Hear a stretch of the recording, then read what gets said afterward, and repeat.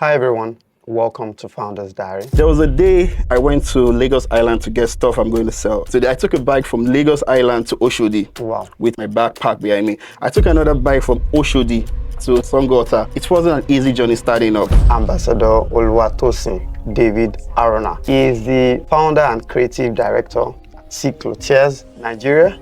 And basically, Tee-Clothiers is an award-winning male fashion outfit based in Nigeria here. He's recently been awarded the UK Global Talent Visa and is also a consultant in that space too. I would like to know about your background. My mom has got a business. She sells provisions in bulk. So growing up, I was always called the shop guy. I got the vibe, I got the creativeness of doing what I do now from way back. One thing that I like about the way you handle business is your creativity. Did you think that it was your mom's entrepreneurial drive and spirit that you picked up? I saw my mom do business successfully. And I thought about it, if your mom can do business successfully, you went to school. You can even do it more successful than she did it. You know, it's always interesting to see the role of parents in helping people build business. Sure. Nigerians love designer. How do you balance that? And how has that been in your experience so far? What I've done is, I know how the Nigerian system works. Every Friday there's a party. Every Saturday there's a party. I wear Bespoke. Yeah. I will look so good, you will want to wear what I wear. Between June 2022 and June 2023, total number of Nigerians that are relocated to the UK is about 141K. To start with, yeah, I would say I didn't jackpot to the UK. I went to the UK for further knowledge. I'm a seeker for more knowledge. Recently, you became a recipient of the UK Global Talent Visa. Tell me about the reason why you went for that visa. The UK Global Talent is a visa for talented individuals, but I'm just going to focus on the art and culture, which is where we fashion design falls under. I know it's the best visa you can have in the UK, apart from the indefinite leave to remain or is being a citizen of the United Kingdom. You know, when you're doing stuff, I tell people, just keep doing what you do, be good at what you do. Things will just start coming your way. Okay, so what are the plans in the UK? This year, we've got 6 fashion runways we're gonna do. We're new in the UK, so we're trying to get into the UK market. I hope to get an invite to one of the runways. No worries, in the UK. no worries, you will. Right, as penetrate. Yeah.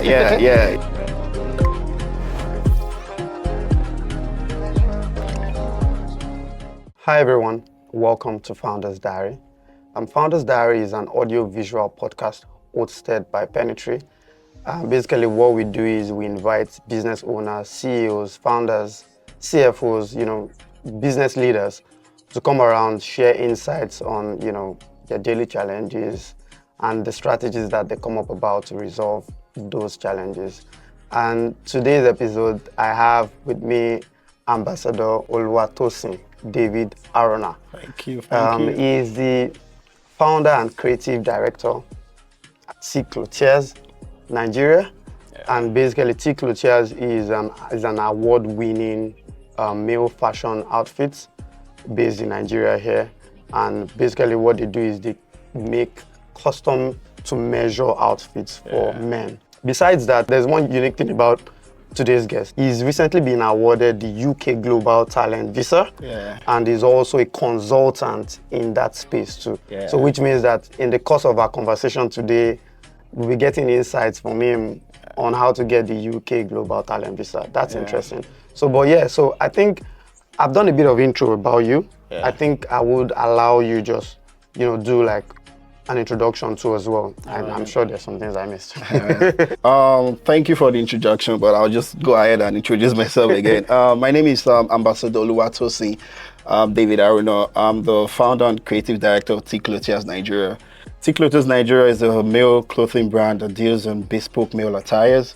The bespoke male attires like the agbada, the kaftans, what we call the African suits. And I also serve as a UK Global Talent consultant because about 6 months ago, I was awarded the UK Global Talent Visa.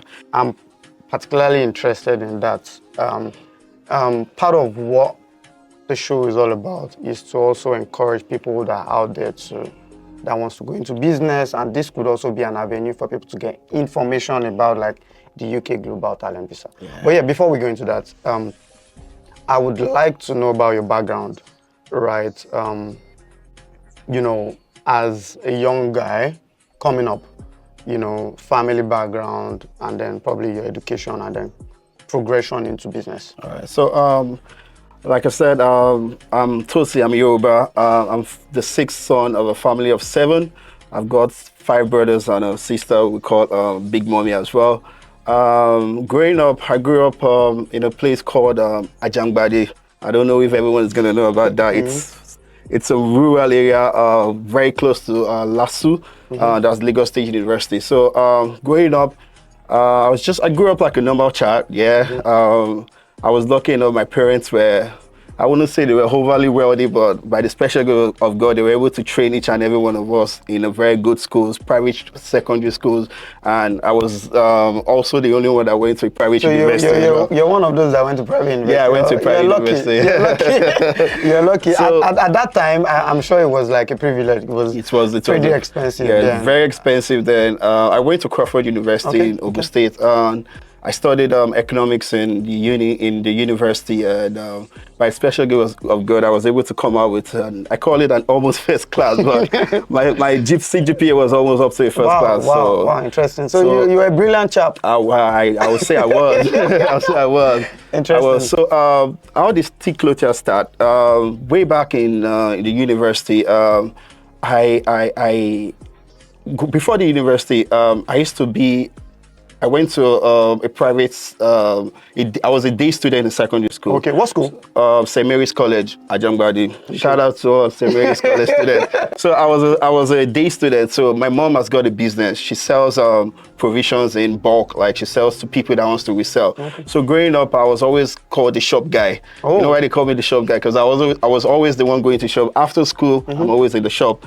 Do you understand? I'm going to give a little example of how lucrative doing that business was for me and for my mom. So I was that kind of kid, like when I see people going on the other side of the road with stuff that we sell on their head, I cross to the other side of the road, I go meet them like, hello ma, we sell this thing you're selling. So there was one thing that happened one day.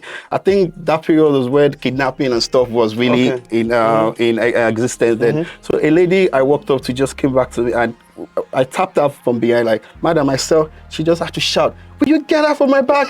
Is this how you people kidnap now? So that example, it's one example that I would never forget in my life. But what do I want to bring out from this example? It just gives me like, I got the vibe, I got the creativeness of doing what I do now from way back. So I think that's where the business acumen started from. And when I got into the university, I started by selling palm slippers.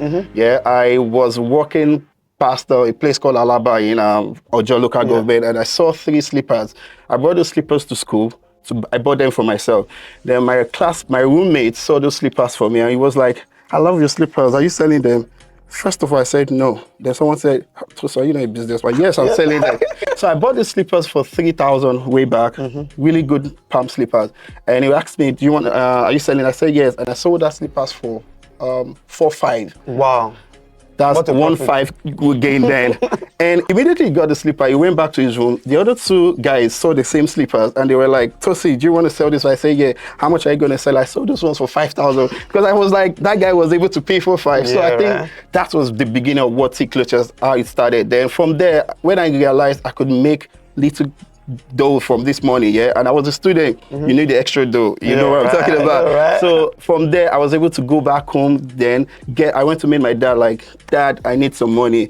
He gave me 25k then, 25,000 naira then, and I went back to this same slippers guy and he was like, Oga, have you won the 3? I was like, just give me more slippers. And I took those slippers back to school, and from there they called me, I don't want to say that name. So my surname is Aruna, so they call me Aruna's Boutique back then in uni. So that's how the old Tee-Clothiers started. Interesting journey, right? But one thing I get from your story is that money was the first drive, don't lie.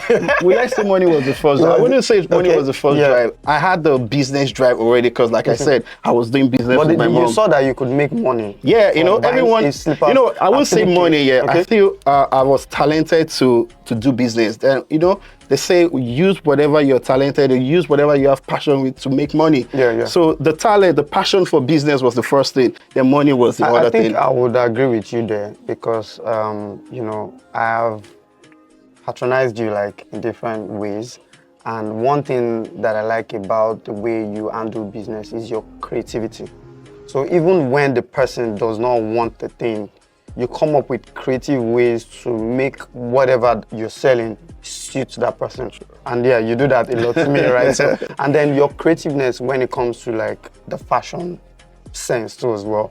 And you know, I particularly like that, right? Thank so you. yeah, and it's also interesting to hear that your dad was part of your story. I remember at the opening of one of your stores, he was the one that did the, you know, Yeah, it was the one that cut he cut the ribbon, and so that's interesting. You know, it's always interesting to see the role of parents in helping, you know, people build business. Sure. But I want to go into how, you know, what brought beyond, you know, school. What, you know, and you gave like a story about like when your mom used to sell. Did you think that it was your mom's entrepreneurial drive and spirit that you picked up, and the fact that you saw her try to make a living out of that? Do you think that? Yeah. That, I would say I'll say yes to that. I saw my mom do business successfully, and I thought about it. If your mom can do business successfully, you went to school. You can even do it more successful than she did it. Because then we didn't have internet. We had internet. We didn't have the social media ways in which you can market your product. So way back in uni, we used to use what we call BlackBerry Messenger then. I had over I think 100 contacts then.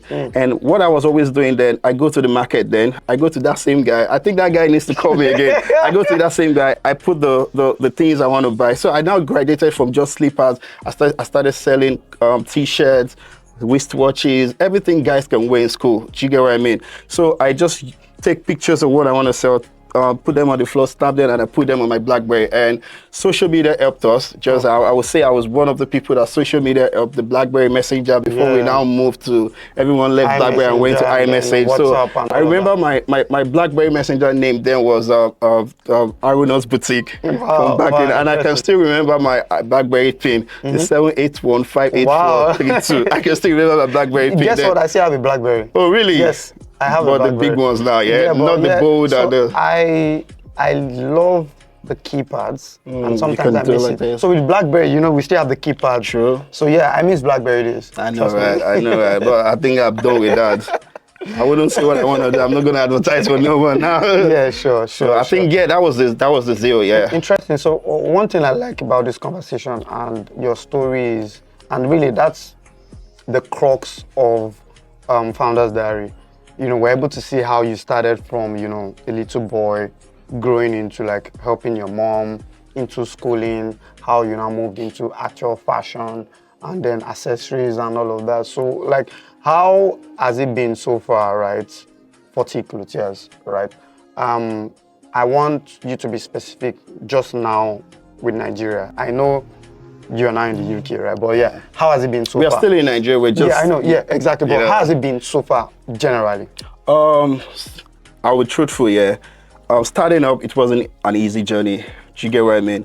I started up really, really small. I started from the back of... I won't say from the back of my boot. I started off from carrying my stuff, my goods, at the back of my bag. Wow. I'll give you an example. I always tell people anytime I'm in stuff like this, There was a day I went to Lagos Island to get stuff I'm going to sell. I was going to Ota, Songota. Then there was a lot of traffic. They were still constructing the Lagos Abayomi Expressway. Yeah. I took a bike. I've never said this to my mom. I know if she listens to that. I took a bike from Lagos Island to Oshodi with my stuff behind me, my backpack behind me. I took another bike from Oshodi to Songo. Songo Ota, Songo Ota. Do you understand what I'm saying? So I'm just trying to say it wasn't an easy journey starting up. But growing up, I had the spirit, I'm very resilient. Do you understand? If I see this is what I want, I go for it and I achieve it. So growing up, it wasn't easy. Then leaving the ready-to-wear stuff, I had to move to bespoke attires. Do you understand? I realized that a lot of people were already in that business. So I had to say, Tosin, what do you want to do for yourself? I had to leave the boutique kind of business, and I went into bespoke, ready-to-wear attires. Like I tell people, Nigerians, Africans, we are positioned, or we're made to have pot. Not like we're made to have pot, but most Africans have got pot bellies. You know, I couldn't continue selling the t-shirts where you have to look for the extra large for people. So I have to think about what can you do for this guy to make him look smart. So when we do ready to make, when you do bespoke attires, I take my table, get you measured. Do you understand? No matter how big or no matter the size of your tummy, I can make you an attire that your tummy is going to be nice and it's not going to show. Fantastic. So I just thought of what can I do to make business better? What can I do to make Nigerians, to make Africans be comfortable in what they wear? Do you understand? Because I tell you, you don't necessarily have to wear the Gucci or this thing. I tell you, looking comfortable and, you know, I'm wearing this and I'm comfortable. That's the most important thing. For me, right, I have a question with respect to what you've just said. And personally, you know me, I'm a bespoke guy. Yeah. Right? In fact, when I was in corporate, all of my suits were bespoke. Nice. Because I would go then, I used to work in UBA building. Yeah. I would take out my suit, take out my tie, roll my sleeves, enter the market, go and get my materials myself. Okay. And even, you know, I'll bring my material, even up until now, I'll bring my materials here. I'm a materials person because I'm particular about the material, the texture, the quality. Yeah. So I would get my materials, give it to my tailor to make it for me. Cool. So I've always been a bespoke guy. Yeah. And the reason is because I feel like sometimes I can be very finicky about how I want certain things to look. So with my tailor, I can say, guy, you know, do it this way, do it that way. That helps. So, however, I realized that there are some people that they are so carried away with the designer, and I want to get your take on this, right? So, a typical Nigerian, and I know this, I love bespoke. I love simplicity. Yeah. If you know me very well, I have a lot of Ankara pants, right? Because I just love simplicity. I love something that is tailor-made for me. Which is what we do. So, but Nigerians love the old Gucci, designer, Prada. For shoes, fine. For me, it's fine. There are still bespoke shoes too, but for clothing, how has it been in that space? Because you have the guys that, you know, want to, you know, I'm wearing a Prada, I'm wearing a Gucci, so that way they won't want to do anything bespoke, right? How do you balance that? And how has that been in your experience so far? How have you been able to balance that with people? So thank you for the question. So for that, we know, there are some people that they just want to stick to their Gucci. Well, I'm going to put it to you. In Nigeria, we've got loads of ceremonies. We've got loads of parties. A guy that loves Gucci wouldn't want to wear a Gucci t-shirt to a party where his family are going to be. Do you understand? A traditional event. Yeah, a traditional event. So what I've done is, I know how the Nigerian system works. Every Friday, there's a party. Every Saturday, there's a party. Every Sunday, there's a party. I have a friend that goes to this party. I wear my bespoke to wear attires. I see you almost so this is bespoke, right? Yeah, this is bespoke. Fantastic. Made by Tee-Clothiers. Thank you very much. So I wear bespoke. Yeah.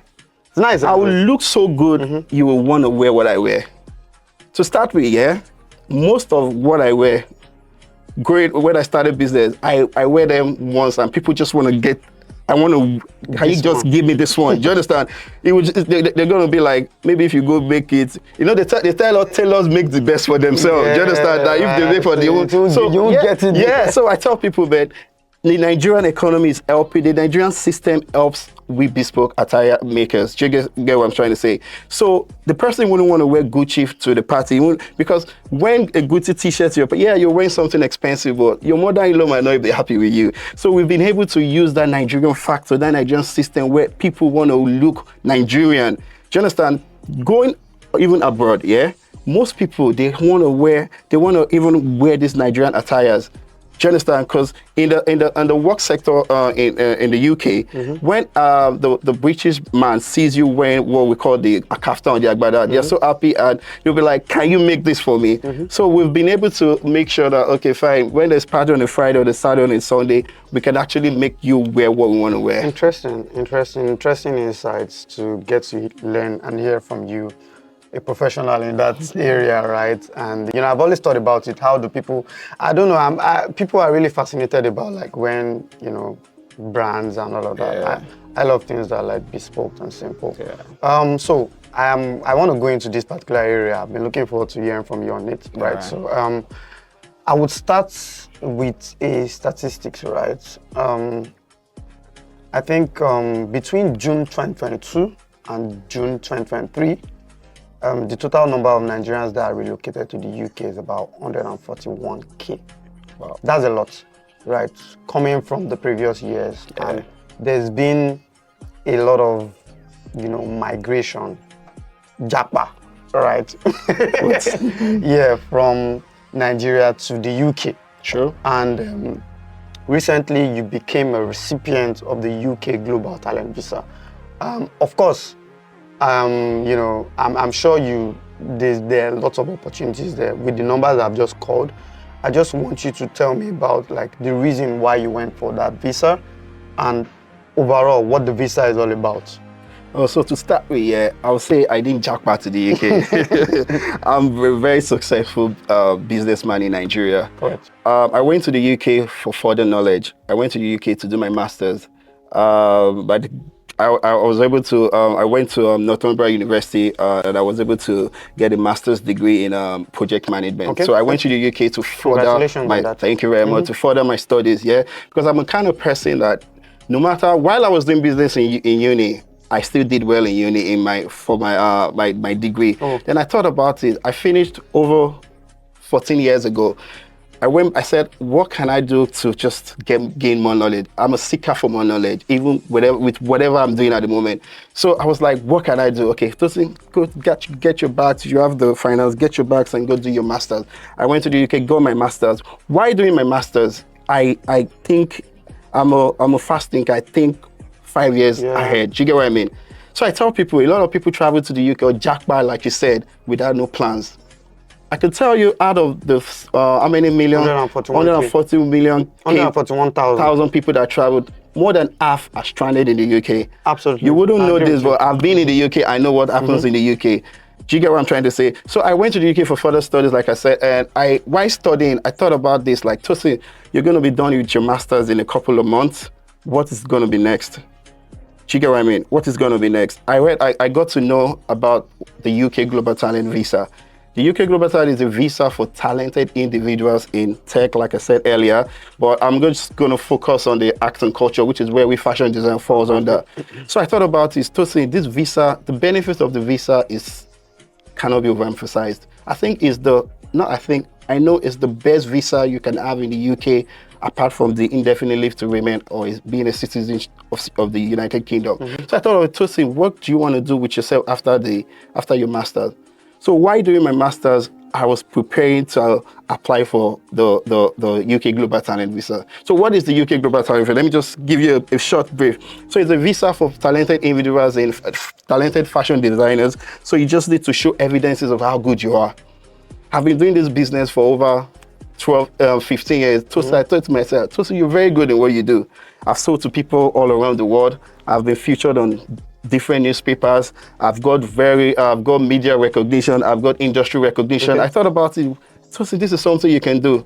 I started planning and planning and planning. While planning, I did various fashion shows in the UK, right? Fantastic. I did one in Manchester, where the Lord Mayor of Manchester was the special guest of honor. I was able to meet her one-on-one and pitch what I do to her. Fantastic. Do you get what I mean? So I thought to myself, what do you want for yourself? So I was able to gather all my evidences. I tell you for a fact, I gathered evidences for my UK Global Talent Visa at the same time I was writing my dissertation. Wow.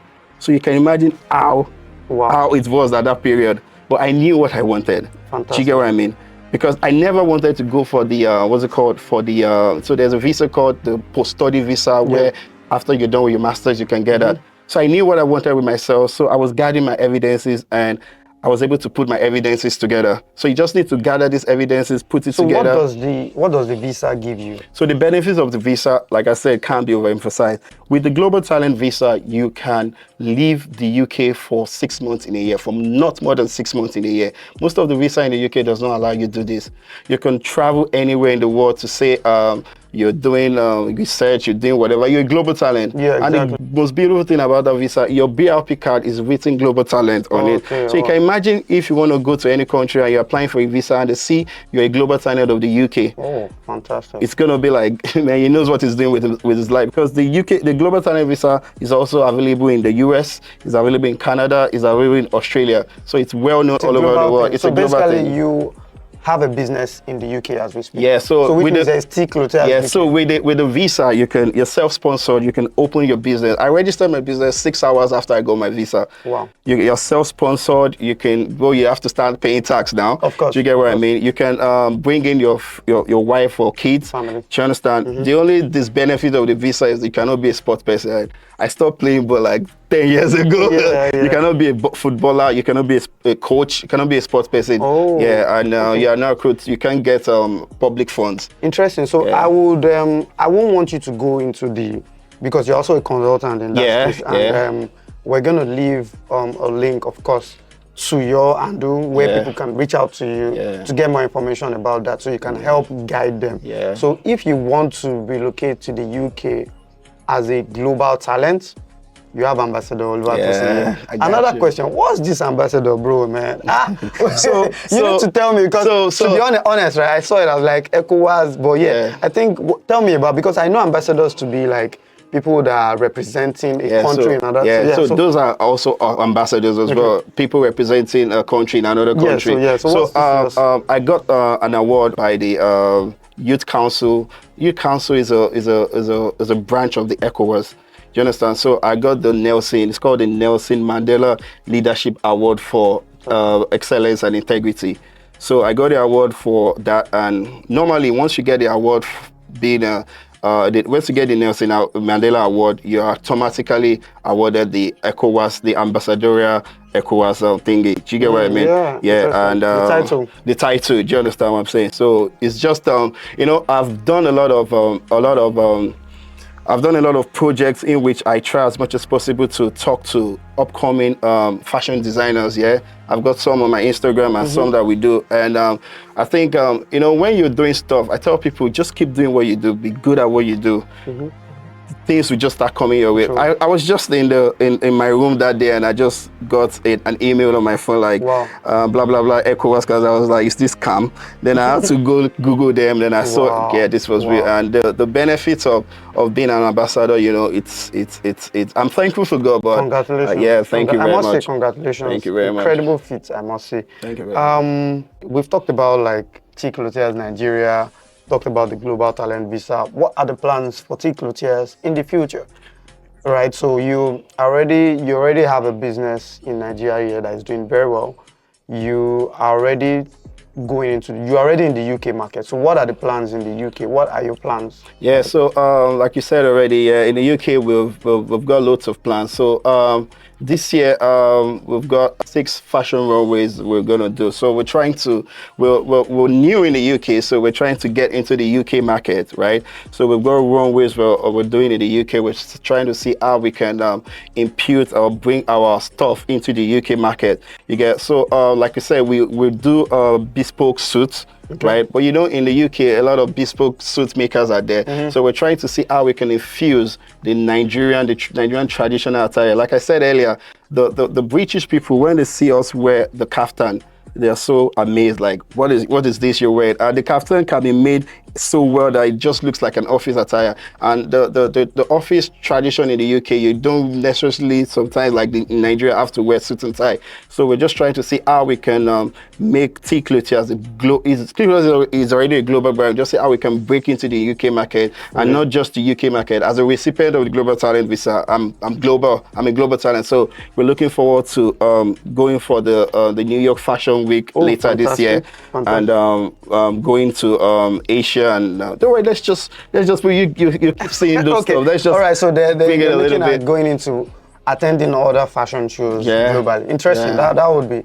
I hope to get an invite to one of the runways. No worries, you will. Right. I think I should get an invite. Maybe I'll penetrate. Yeah. So on the final note, how do you unwind? You've talked about like businesses. How do you relax? So my work, my work is just like, I tell people, do something that makes you feel like you're not doing anything. Yeah, my kind of work is, I'm a fashion designer, and I make sure I create time to unwind. How do I unwind? Most of the time, during the weekends, I make sure I take my time off work, put my phones on silent, and I love to travel a lot. Do you get what I mean? I love to travel with family, so I just travel with my family and just So more like spending time with family. Yeah, right? just go somewhere and relax and know that no phones, no measurement taken, and I just leave the work to the staff. So most of the time that's how and I love to read books as well. Fantastic, fantastic. Well. Yeah. I would say that it is actually a pleasure to have you on Thank you this very episode. much. And I'm very, very positive and looking forward to the more things that you would do with your ambassadorial title and the global talent visa that you have with you. Yeah. Thanks for coming to the show. Thank you very much. Can I shake you? Yeah, absolutely. Yeah, thank you very much. All right.